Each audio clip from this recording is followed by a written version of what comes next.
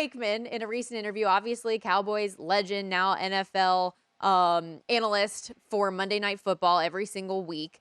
He said in a recent interview about the Cowboys' postseason issues that the problem for them is they just haven't played their best football when the games have mattered most, and talked about his teams in the 90s and how they always played their best in the biggest games, and that's what allowed them to succeed.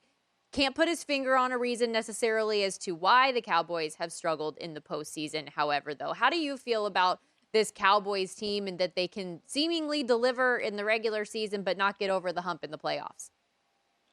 Well, I think there's truth to what he said. There's no question that they have struggled. I mean, look, you have to go back to 1995 when they won the Super Bowl with Jimmy's team, even though Barry Switzer was the coach. For me, a lot of the problems that stem in Dallas relate to their inability to build a consensus of a team. I mean, everything runs through the owner, so there's really not a culture within that building. And when you have to win critical games, home games, and you have the first round bye, are you able to do that? And have they had a great strategist other than Parcells and Jimmy Johnson as their head coach? I think that's the other issue. Jason Garrett, to me, wasn't a strategist. He kind of was minding the store. I called him the clapper because he clapped all the time.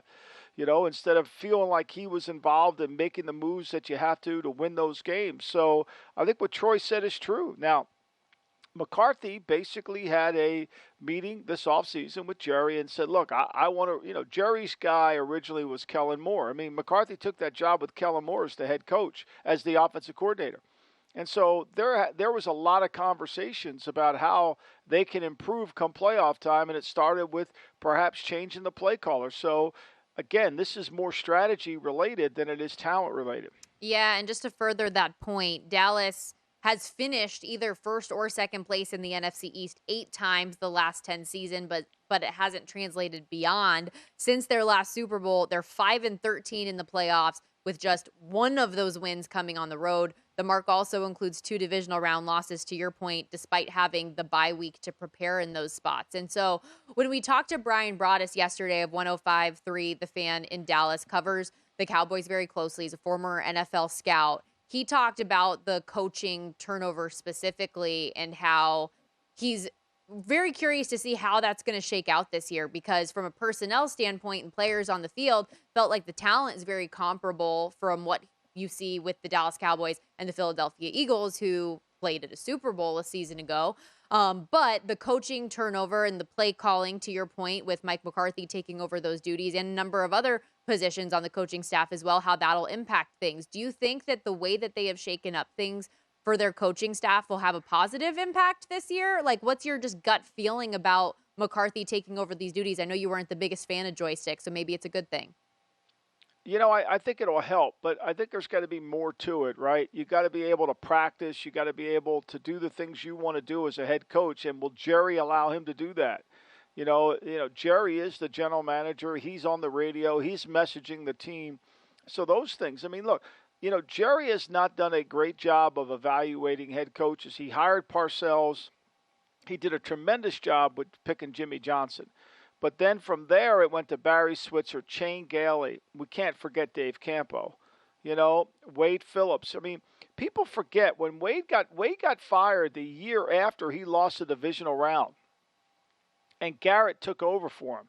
And then Garrett went 3 more years after as an interim coach and then as a full-time head coach before he made the playoffs. He went 3 more years, and then he lost the divisional round. Then the next year he comes back, he's 4-12. The next year he comes back, he loses the divisional round again. Then he goes 9-7, and then loses the division. So there hasn't been any continuity or someone who understands how to be the head coach matters at the most critical time. And I worry about that. Can Mike McCarthy do that?